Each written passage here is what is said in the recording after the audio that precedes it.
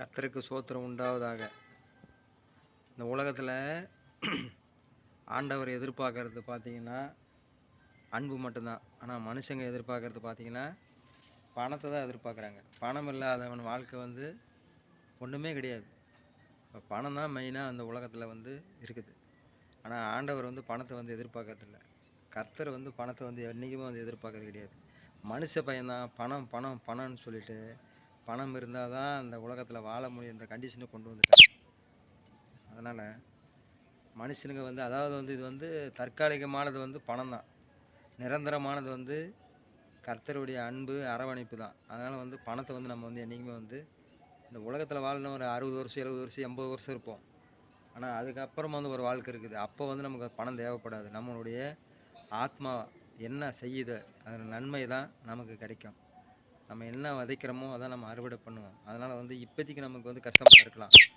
ஆனால் வந்து நம்மளுடைய சரீரத்துக்கு பிறகு அதாவது நம்மளுடைய வாழ்க்கைக்கு பிறகு வந்து இப்போ ஒரு புதிய வாழ்க்கை ஒன்று இருக்குது. அதுக்கு வந்து நமக்கு வந்து பணம் தேவை கிடையாது. நம்ம வந்து கர்த்தரோடு வந்து நித்திய காலம் வந்து நம்ம வந்து பிதாவோடு இருக்க போகிற காலத்தில் வந்து நமக்கு பணம் தேவைப்படாது.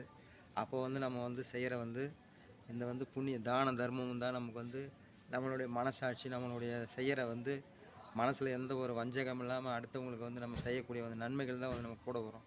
அதனால் பணம் வந்து இப்போதைக்கு நம்ம தேவையாக இருக்கலாம். ஆனால் பணம் வந்து பெரிது கிடையாது. கர்த்தருடைய அன்பு தான் நமக்கு வந்து ரொம்ப வந்து பெருசு. அதனால் வந்து பணத்தை வந்து இப்போ வந்து பணம் தேவையாக கூட இருக்கலாம். ஆனால் பணத்தை வந்து நீங்கள் பார்க்காதீங்க. பணம் வந்து இப்போது 20 வருஷம் 30 வருஷம் 50 வருஷம் ஒரு 60 வருஷம் 70 வருஷம் நம்ம உயிர் போகிற வரைக்கும் பணம் தேவை. உயிர் போன பிறகு வந்து நமக்கு பணம் தேவை கிடையாது.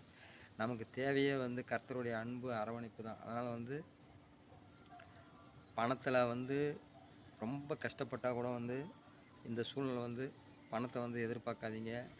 இப்போதைக்கு தேவை பணமாக இருக்கலாம். ஆனால் பிற்காலத்துக்கு நம்மளுடைய வந்து குணாதிசயங்கள் நம்ம செய்கிற நன்மைகள் நம்ம வந்து செய்கிற புண்ணியங்கள் தான் நமக்கு வந்து கர்த்தருடைய அன்பு அரவணைப்பு. அவர் சொல்கிறதே அதுதான். அதாவது ஒரு கண்ணத்தை இருந்தால் மறு கண்ணத்தை காட்டுன்னு சொல்கிறாரு. எதுக்குன்னு சொன்னாங்க ஒருத்தவங்க கஷ்டப்பட்டால் கூட நம்ம வந்து அவங்களுக்கு உதவும். நமக்கு 2 விதமான துணிகள் அதாவது நமக்கு 2 துணி இருந்தால் கூட ஒரு துணியை வந்து அவங்களுக்கு தானம் பண்ணுங்க. அரிசி பருப்பு நம்மளால் இயன்றதை செய்வோம் அப்படின்னு நம்ம வந்து இல்லாதவங்களை நம்ம கொடுத்து உதவணும். அப்போ தான் வந்து ஆண்டவர் நம்ம வந்து மகிமைப்படுவார்.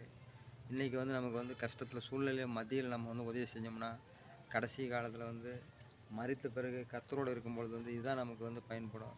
ஆகவே பணத்தை பெருசாக எதிர்பார்க்காதீங்க. பணம் நமக்கு முக்கியம் கிடையாது. ஆத்மா தான் நமக்கு முக்கியம்.